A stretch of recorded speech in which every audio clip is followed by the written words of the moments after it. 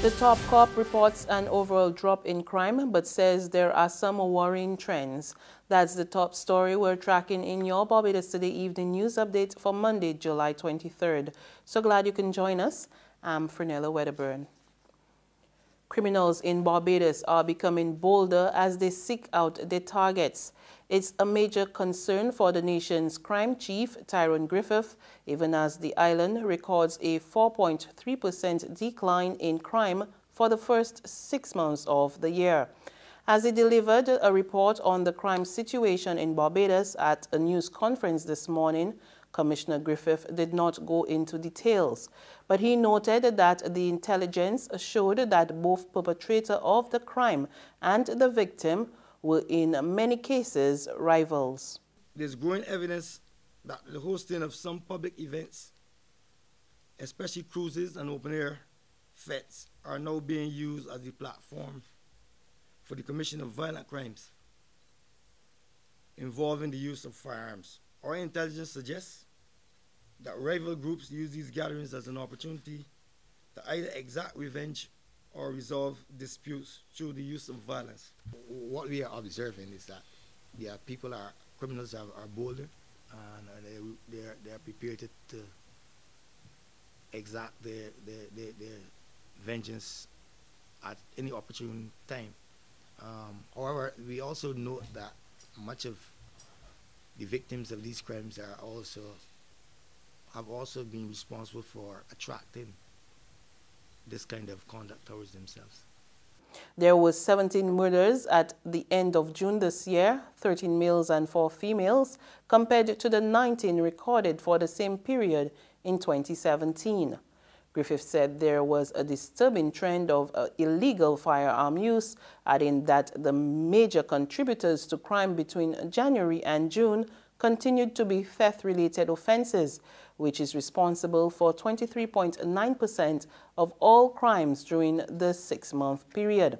Against this backdrop, he urged the public to support the force's crime-fighting efforts, lamenting that the public was not often willing to come forward with information. Within recent times, we have detected a trend whereby citizens, though privy to critical information that would assist in the resolution of criminal acts, have chosen to remain silent and not cooperate with law enforcement. Indeed, criminals are emboldened where citizens, whether through fear, perceived consequential physical violence, greed, or other inducements, deliberately choose to remain silent. This should never be an acceptable norm within our society. We again make a direct appeal for members of the public to share all information that would not only lead to the resolution of a criminal matter, but more importantly ensure that justice is done and the maintenance of a safe environment for all. Prime Minister Mottley today kick-started her government's implementation of decisions related to the CARICOM Single Market and Economy arising from the Heads of Government Summit held last month. She met with key members of her ministerial team and other senior officials at government headquarters. They examined the protocol on contingent rights, several administrative procedures for the movement of persons under the CSME, the police certificate of character, procedures on the refusal of entry of CARICOM nationals, security, and the entitlement of Haitian nationals to an automatic stay of 6 months upon arrival in member states. Almost 2 months after he crossed the floor to become the opposition leader of Barbados, Joseph Avely has severed ties with the ruling Barbados Labour Party. In a letter dated July 20th to Prime Minister Mottley, BLP Chairman George Payne, and General Secretary Jerome Walcott, Avely said as he sits in opposition, he is not consumed with any acrimony or dissatisfaction, material considerations, or in a spirit of hostility. He assured the government of his support when they get it right and equally pledged to chastise them when they go astray. Avely, who said he expects the BLP to do well in office, promised to spark a new culture of opposition politics. There's regional and international news after this short break.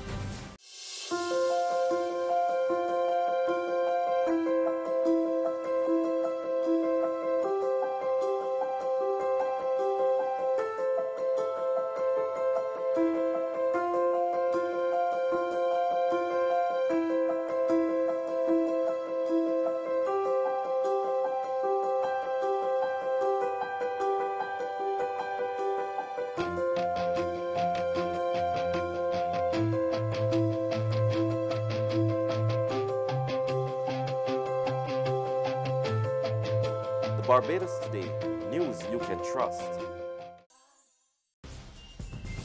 To the region, businesses up for Trinidad and Tobago's national flag carrier, Caribbean Airlines.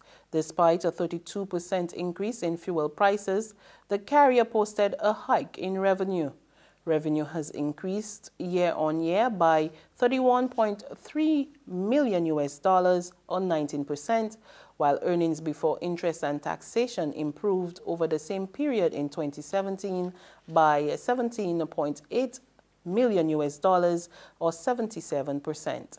Chief Executive Officer Gavin Madera says he's delighted the team at Caribbean Airlines has seen the results of their hard work for yet another quarter.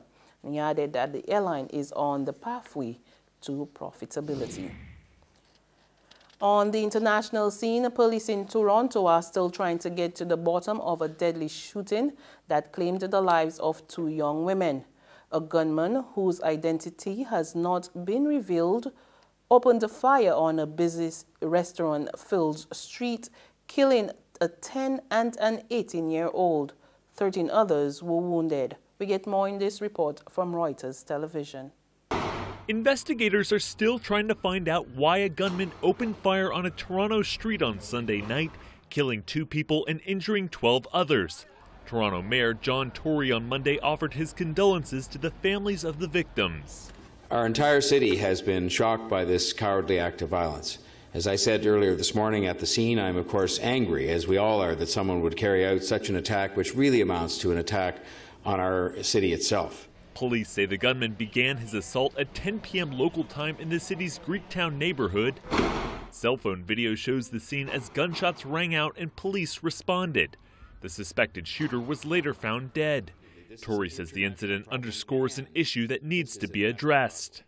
There are far too many people carrying around guns in our city and our region who should not have them.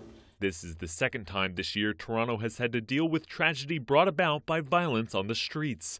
In April, a driver in a van plowed through a crowd, killing 10 people. The identity of the assailant in this latest attack has not yet been released. And that's news, but for the very latest, visit our website at www.barbadostoday.bb. You can also subscribe to our e-paper email updates and like us on Facebook, and sign up for our breaking news alerts via WhatsApp. We're also on Izumi Media and bus terminals, as well as screenplay at supermarkets and gas stations near you. And you can also hear us on Mix 96.9 FM. I'm Fernella Wedderburn. Good evening.